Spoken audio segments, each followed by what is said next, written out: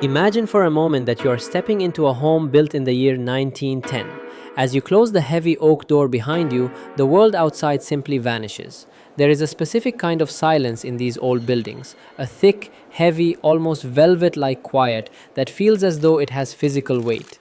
In a house like this, made of structural masonry, lath, and three coats of dense lime plaster, your home is truly a fortress. You could have a lively dinner party in the dining room while a child sleeps undisturbed in the bedroom directly above. The walls aren't just boundaries, they are massive acoustic anchors that ground you in a sense of absolute privacy. Now contrast that with the experience of moving into a brand new luxury apartment complex today. You pay a premium for the granite countertops and the floor to ceiling windows, but at 11 o'clock at night, the illusion of luxury shatters. You hear the distinct thud of a neighbor's footsteps 2 floors up. You hear the muffled vibration of a smartphone being plugged into a charger through the wall. You hear the hum of a television 3 doors down. Despite our era of space-age materials and advanced engineering, we are living in the noisiest period of human architectural history. We have entered the era of the acoustically transparent home, where the walls have become little more than visual curtains and true silence has been transformed from a basic human right into a luxury commodity available only to the ultra-wealthy. This is the hidden war against silence, and it is a war that the modern world is quietly losing. To understand how we got here, we have to look at the fundamental physics of sound and how our obsession with economic efficiency has systematically stripped the mass out of our lives. In the world of acoustics, there is a simple, uncompromising rule known as the law of mass. It states that the only truly effective way to stop low-frequency sound, the kind of heavy thuds, bass notes, and structural vibrations that drive us crazy, is through sheer, unadulterated weight. A brick wall doesn't just block sound, it absorbs and kills the energy of the sound wave because it is too heavy to be moved by it. Before the mid-20th century, mass was the default. We built with stone, thick brick, and heavy timber. Even the internal walls were finished with lath and plaster, a process that involved nailing thousands of wooden strips to the studs and hand-applying layers of wet, heavy lime. When that plaster dried, it became a rock-solid sheet of stone nearly an inch thick. It was labor-intensive, it was slow, and it was heavy, but it was silent. The turning point came after World War II during the Great Suburban Expansion.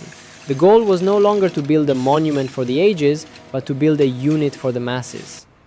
The construction industry realized that if they replaced heavy wet plaster with prefabricated sheets of gypsum, what we now call drywall or sheetrock, they could finish a house in a fraction of the time. Drywall was a miracle of efficiency.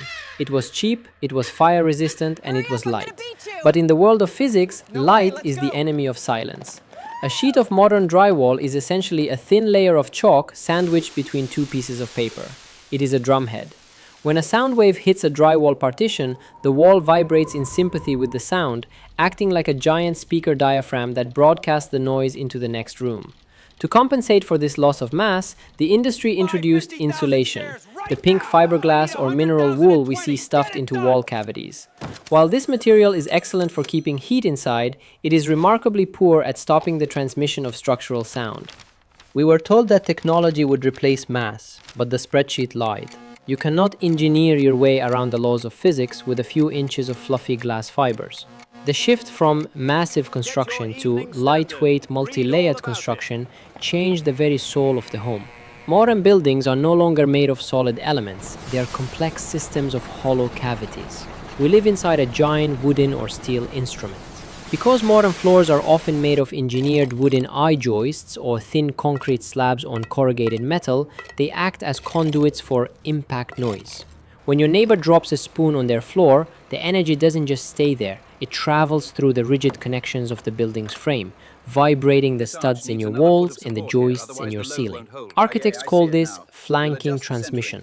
It means that sound doesn't just go through the wall, it goes around it, through the floorboards, the air ducts, and the plumbing stacks. In our quest to make buildings lighter, thereby making them cheaper to ship, easier to assemble, and requiring less expensive foundations, we created a structural network that is perfectly designed to broadcast the private lives of our neighbors directly into our bedrooms. But why do we tolerate it? Why do we accept luxury homes where we can hear a neighbor's cough? The answer lies in the commodification of the real estate market. In the eyes of a developer, silence is invisible. You cannot see acoustic privacy on an Instagram photo or a Zillow listing. You can, however, see a waterfall island in the Watch the kitchen, corner, keep smart it home steady. light switches, and a rooftop pool. Because the average buyer or renter chooses a home based on visual aesthetics, the industry has shifted all its investment into the skin of the building. We are building veneer homes, structures that look like fortresses but perform like tents. The budget that used to go into thick, sound dampening subfloors or stagger stud wall construction is now diverted into high end appliances and amenity centers. We have been trained to value the things we can show off to our friends, while sacrificing the one thing that actually determines our long term mental health: the ability to be alone with our thoughts. The consequences of this acoustic transparency are more than just an annoyance, they are a public health crisis. Chronic noise pollution, even at low levels, is a major driver of elevated cortisol, the stress hormone. When you can hear the footsteps of a stranger above you, your primitive brain perceives it as a violation of your territory. You are never truly at rest because your nervous system is subconsciously monitoring the sounds of the others. This lack of acoustic privacy leads to what sociologists call learned helplessness. You stop complaining because the walls are what they are, and instead you begin to modify your own behavior. You speak more softly, you avoid certain rooms at certain times. You live your life in a state of quiet performance, aware that you are being heard just as much as you are hearing. The home ceases to be a sanctuary and becomes a shared, semi public space where the boundaries of the self are blurred. In the modern market, silence has become a class marker.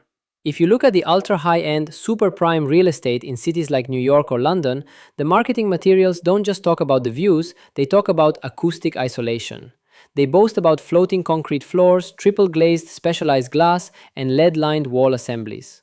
The wealthy are rediscovering the mass that we stripped out of the middle class home 70 years ago. They are paying millions of dollars to buy back the silence that a factory worker in 1910 got for free. This is the new architectural divide. The rich live in stone cold silence, while everyone else lives in a wooden drum, subjected to the involuntary intimacy of their neighbors' lives. We have reached a point where we must ask ourselves what a home is actually for. Is it merely a temporary container for our belongings, or is it a psychological refuge?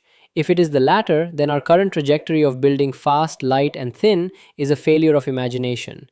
We have the technology to build quiet homes. We have resilient channels that decouple drywall from the studs. We have green glue damping compounds. We have mass loaded vinyl.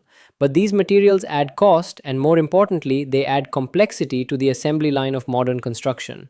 As long as we prioritize the speed of the build over the quality of the life lived inside, silence will continue to evaporate. The tragedy is that once a building is built, its acoustic profile is almost impossible to fix. You can paint a wall, you can replace a countertop, but you cannot easily add mass to a hollow structure without tearing it down to the studs. Every time we put up a new, thin-walled apartment block, we are locking in a century of noise and stress for thousands of people. We are building the slums of the future, not because they lack plumbing or electricity, but because they lack the dignity of privacy. We need to stop seeing silence as a premium upgrade and start seeing it as a fundamental structural requirement. We need to return to the logic of the cathedral builders, to the idea that a wall is not just a partition, but a shield. Until we demand that our buildings be as heavy as they are beautiful, we will continue to live in a world where our most private moments are common property. It's time to stop the war on silence and start building for the human ear again. Because a house where you can hear everything is a house where you can never truly be home. We must remember that the greatest luxury in a loud, hyper-connected world isn't a faster internet connection or a bigger screen. It's the absolute, heavy, and beautiful silence of a wall that actually works. It is time to bring back the mass. It is time to build for quiet.